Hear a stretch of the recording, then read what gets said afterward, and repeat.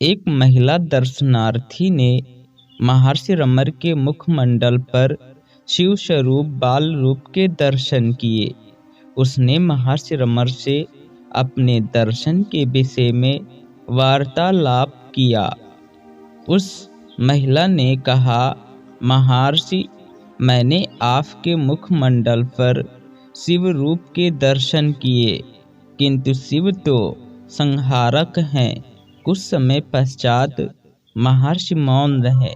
उसके बाद उन्होंने कहा, हाँ, शिव संहारक हैं, किंतु दुखों के। शीघ्र ही तुम सोने जाओगी। जब प्रातः काल तुम जागोगी तो तुम कहोगी, मैं अच्छी तरह और आनंद पूर्वक सोई। जो सुषुप्ति में था वही तुम्हारा वास्तविक स्वरूप है, वही अब भी है, अन्यथा यह तुम्हारा वास्तविक स्वरूप नहीं होगा। अब भी सुषुप्त की अवस्था प्राप्त करो, यही शिव है, यही तुम्हारा वास्तविक स्वरूप है। सुषुप्ति को जागृत अवस्था में धारण करना ही शिव है, तुम्हारा वास्तविक स्वरूप है। इससे किंचित भी विचलित न हो। क्या हमारा कोई आकार है? शिव के आकार की कल्पना करने से पूर्व यह जान लो, क्या सुषुप्ति में तुम्हारा अस्तित्व नहीं था? तब क्या तुम्हें किसी आकार का भान था? क्या सुषुप्ति में तुम आकार सहित थी, तथापि तुम्हारा अस्तित्व सुषुप्ति में भी था? सुषुप्ति में जो मैं था, वह मैं अब भी इस जागृत अवस्था में भी है। तुम्हारा सुषुप्ति का अनुभव है कि तुम देह नहीं थी, अब भी तुम वही हो, अर्थात देह रहित हो।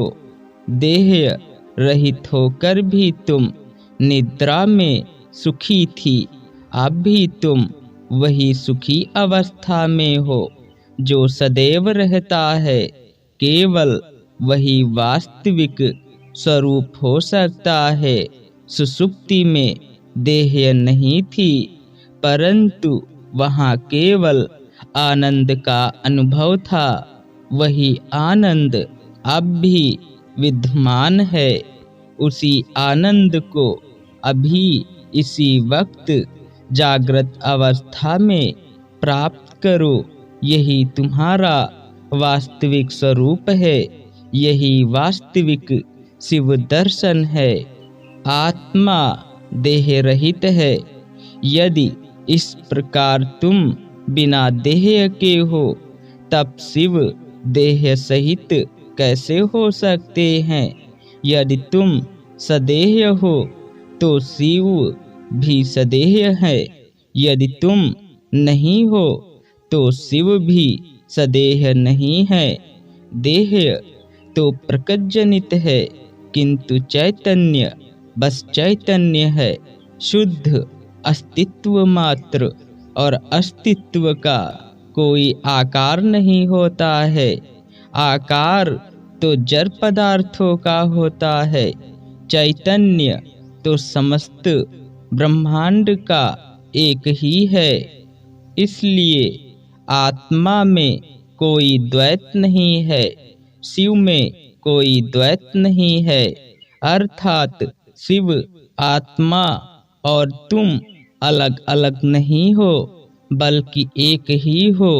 जैसे कमल पुष्प में कई सारी पंखुड़ियाँ होती हैं, इन सम्मिलित पंखुड़ियों के स्वरूप को कमल कहते हैं।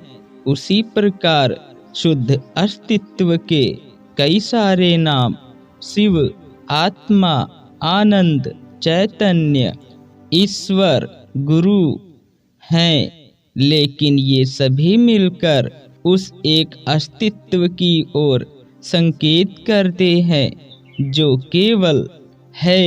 वह केवल शुद्ध अस्तित्व है। वह ना तो यह है और वह ना तो वह है। यह अस्तित्व उस पर्दे के समान है जिस पर दृश्यों का प्रक्षेपण होता रहता है। यदि दृश्य में अग्नि लग जाए तो पर्दे में जरा सा भी परिवर्तन नहीं होता है। ऐसे ही तुम्हारा वास्तविक स्वरूप शिव स्वरूप है, जो हर दशा हर स्थिति में अकम्प्य रहता है, जो किसी भी चित्र या घटना से जरा सा भी परिवर्तित नहीं होता है। यही तुम्हारा वास्तविक नित्य और आनंदमयी स्वरूप है। बस इसमें ठहरे रहो और कुछ भी नहीं करना है। हरि ओम तत्सत।